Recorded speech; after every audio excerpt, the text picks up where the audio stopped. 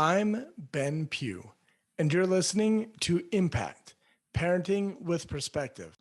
This podcast is all about helping parents manage the mental and emotional drama that comes with parenting teens so they can focus on what's most important, building rock-solid relationships and having a powerful impact on their teen's life.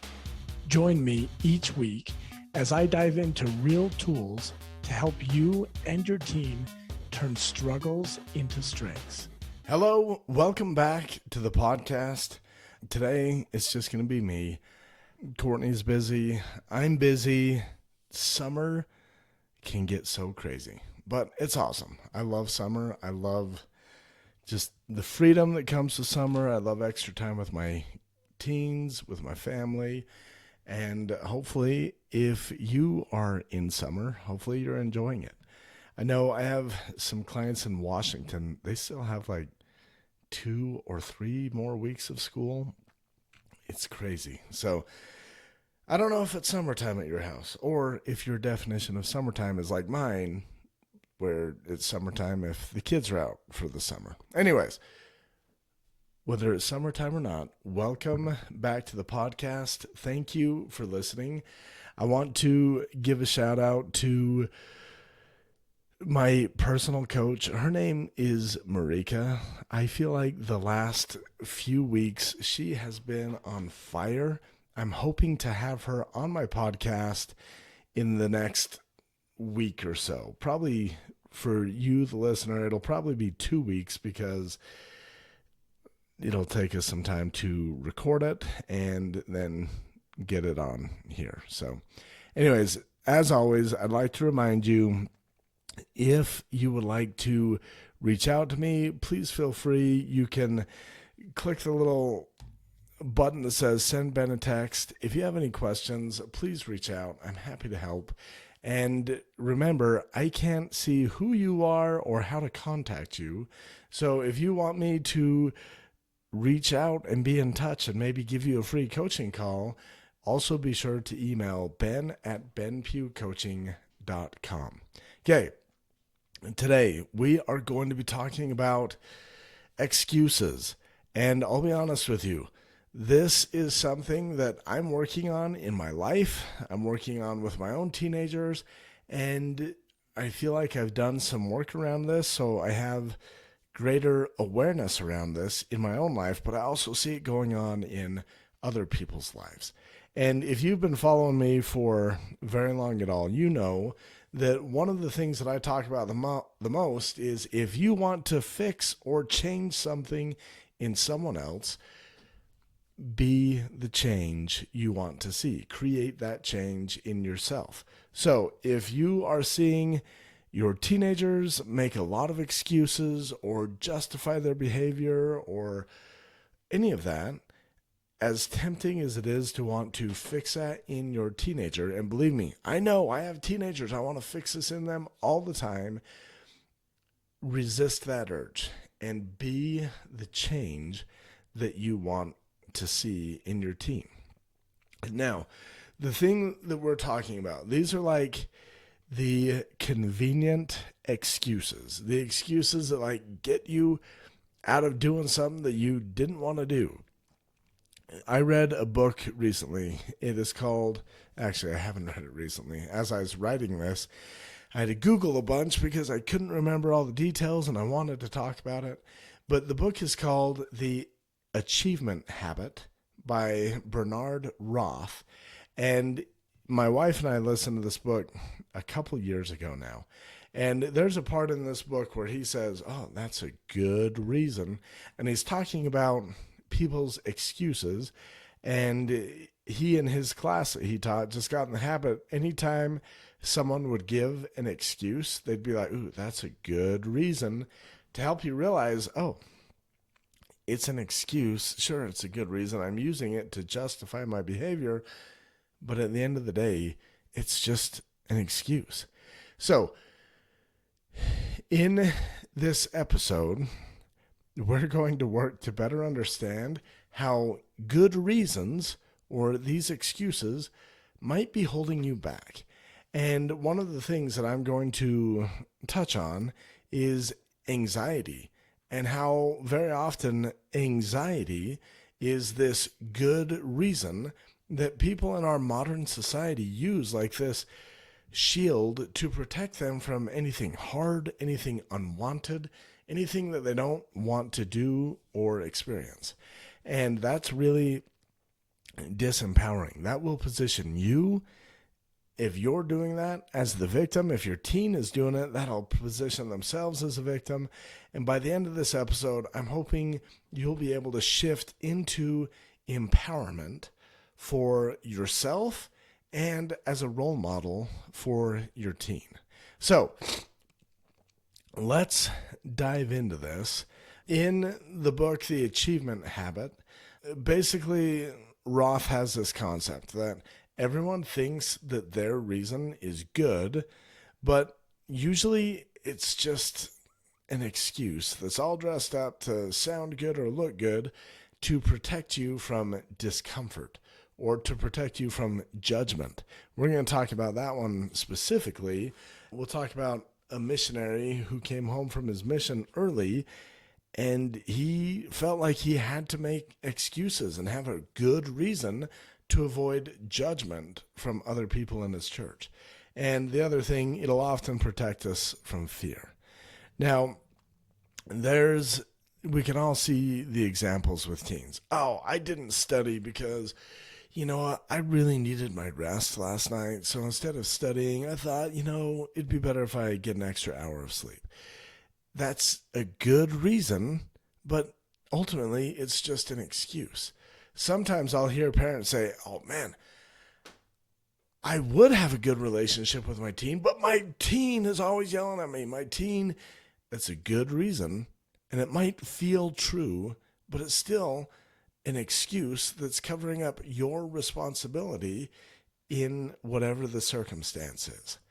So in the book, Roth says, reasons are often just excuses in disguise.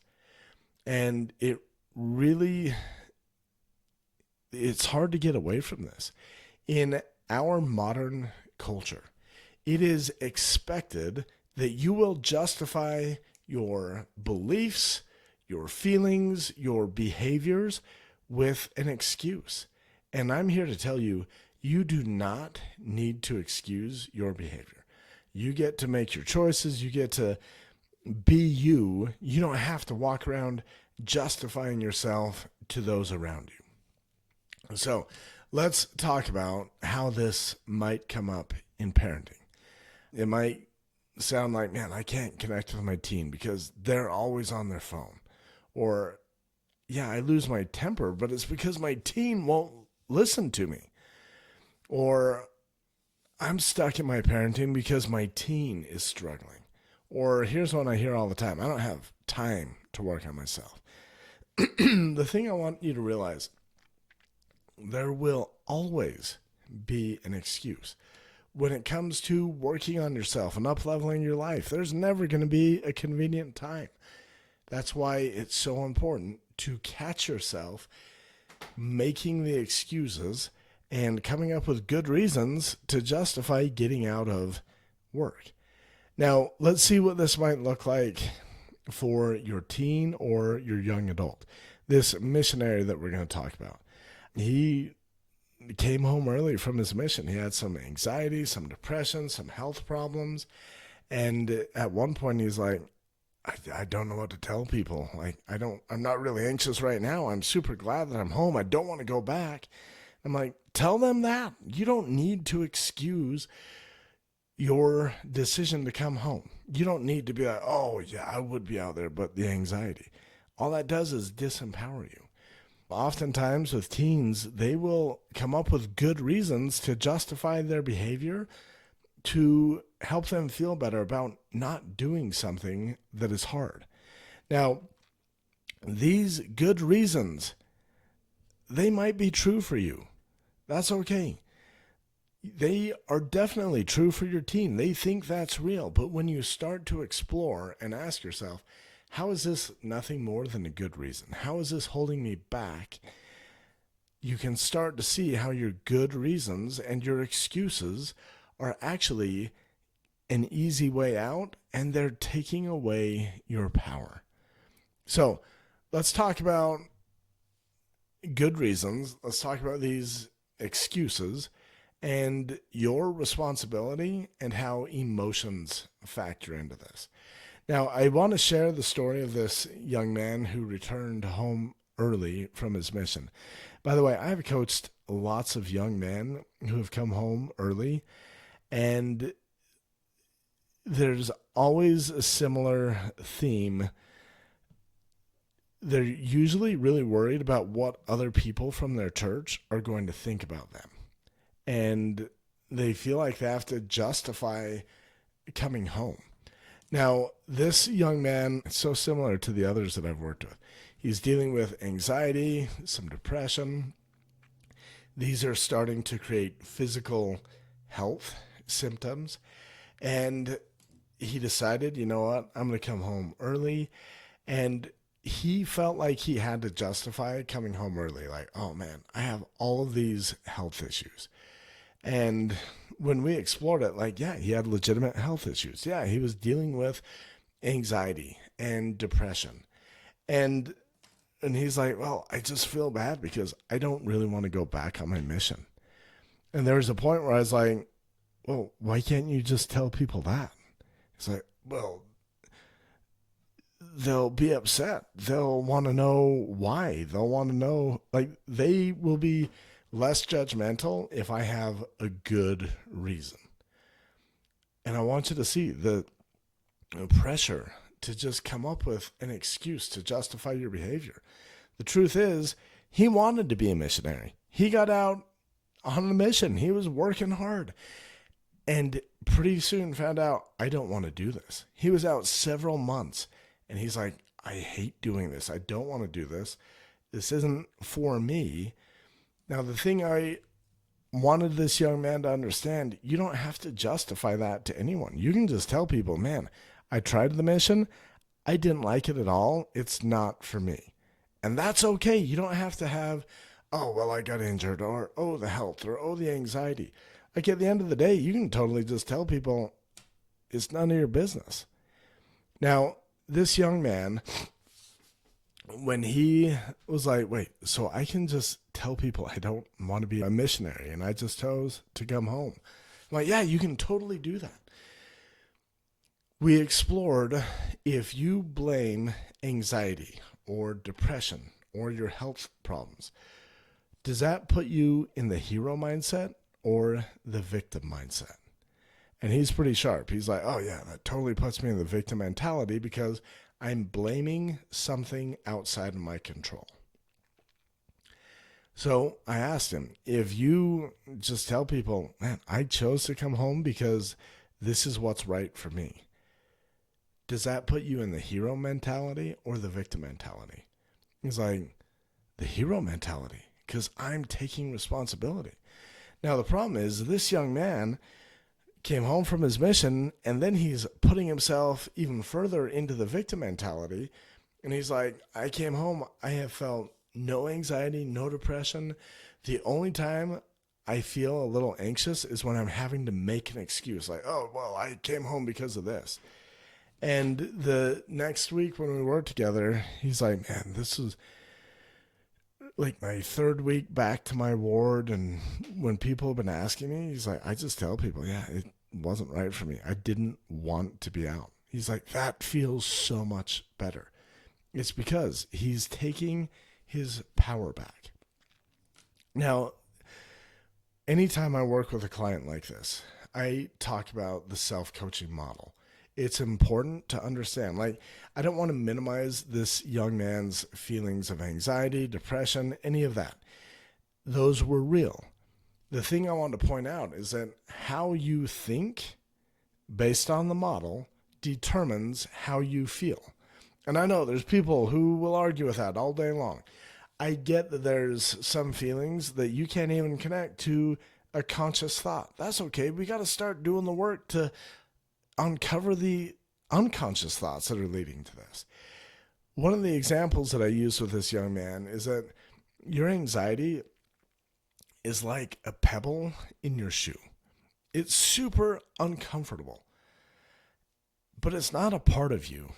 It's something that if you take the time, you can remove it. Or maybe you're out hiking and you're like, you know what? I can't keep all these pebbles from getting into my shoe, but every time one does get in my shoe, I can stop and I can manage it. It's the same with our anxiety. This young man went from feeling like a victim, like the world was happening to him, to feeling like the hero, where he was empowered because he got rid of his good reasons. He didn't need a good reason to justify his choice. And when he realized that, that positioned him as the hero. Now, in life, we have lots of good reasons. And I'm going to talk about something that will probably offend some people. In our modern culture, we use anxiety and stress as our good reason to not do things. Oh, you know what? I can't do that. My anxiety. No! Stop letting anxiety be your good reason to get out of doing things that you don't want to do. It's making excuses, and there are tools to help you manage your anxiety and stop creating your anxiety. So I want to invite you to explore, how does this apply to me? I want to invite you, really increase your awareness. Once you have awareness over the excuses or the good reasons or any of that, you now have the power to choose. Am I going to continue coming up with good reasons? Am I going to continue using anxiety as my excuse? I want you to explore, what are some of the good reasons that you use to justify your parenting habits? You'll be able to see it in your teens. You'll be able to see common good reasons. Like my son, who's super into sports, usually we don't have to push him to go to practice or do anything. But lately he's been coming up with these good reasons. Oh, well, I'm super sore. I'm just going to take one day off, which then turns to 2 or 3. You'll be able to see it in your teens. That's okay. Get really good at seeing it in yourself. Some of my good reasons are my teens' behaviors. Like, well, I'm upset because he fill in the blank. I yell because my teen won't listen. I don't have time to work out because I'm taking care of my teen, or I'm too busy at work, or whatever it is. Start seeing all of these for what they are, just good reasons. And then reframe this. You know what? These aren't justifications. These are choices. And I'm hiding behind this justification to help me feel better or look better. But when you can realize, no, this is my choice. I don't need to justify it. You are powerful. You can take full ownership of your life and start showing your teen that they can do the same. So here's some tools. Tool number 1, the good reason audit. By the way, the pre-tool could be, all of a sudden I forgot the book, The Achievement Habit by Bernard Roth. That could be the pre-tool that sets up all these other tools, but the next tool could be the good reason audit. For the next 3 days, every time you hear yourself giving a reason for something, pause and ask, is this a truth or is this a story that I'm telling to justify my behavior? And don't judge yourself. Just notice. Just realize, no, I'm expanding my awareness. I want to catch myself doing this. Tool number 2, replace justifications with ownership.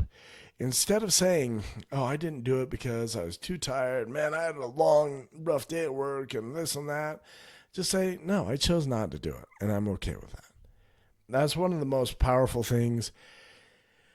Lately, when people ask me to do stuff, like in the past, I'd be like, I'd want to come up with an excuse, like, oh, no, sorry, I can't do that because this is going on, because I'm coaching football, and I don't want to have to justify. I just want to be like, no, I can't make that work. Sorry.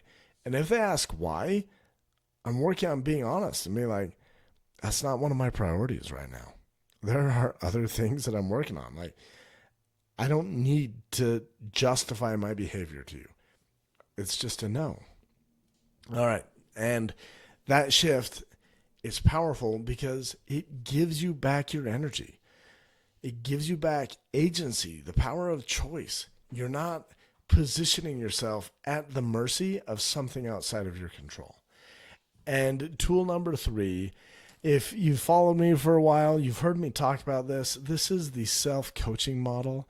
This is the model where we identify our circumstances, how we interpret those based on our thoughts, and then the feelings that we have from our thoughts, and then the actions that those drive and the results that those create.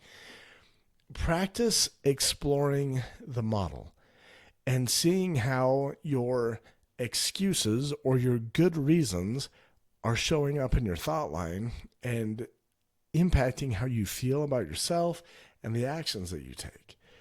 It's powerful when you can go from thinking like, oh man, I have to fix my teen, I got to make him happy, which makes you feel anxious, to going to the new thought, which is, no, they can be upset. It's not my job to make them happy. Now you can feel calm. You can feel clear. So let's wrap this up. I want to highlight this. You do not need a good reason to live your life the way you want. You don't have to go around justifying your choices. You don't have to explain yourself. You just need the courage to own your choices. No, that's what I did because that's what I feel like is best for me and my family. I want to encourage you. Model this behavior for your teen. Be the example of being responsible. I really love this book, The Achievement Habit. It was powerful about teaching about responsibility and helping me see the good reasons that I've been making in my life that hold me back. There's another book called Radical Responsibility by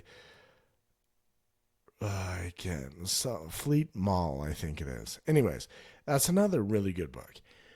If you want to take this to the next level, you can go read a book or you can hop on a free coaching call with me. I'll walk you through how to start identifying your good reasons and your excuses and how to reframe how you look at that so that you can be empowered in your life. You are powerful. You do not need to justify your choices and catch yourself trying to kind of force your teen into justify. Well, why not? Why wouldn't you want to do this? It isn't helpful to force your teen to come up with excuses that will just hold them back. You can do this. Keep up the good work. As always, keep listening to the podcast. If you have enjoyed this episode or any of the other episodes, feel free to go leave me a 5-star review. That really helps other parents just like you find my work. And if you want to work with me, probably the easiest way right now, go take the Parent Trap quiz. You can go to benpughcoaching.com/Parent Trap quiz. Go take that quiz. That'll put you in contact with me, and I can help you start being the parent of your dreams. I'll talk to you soon.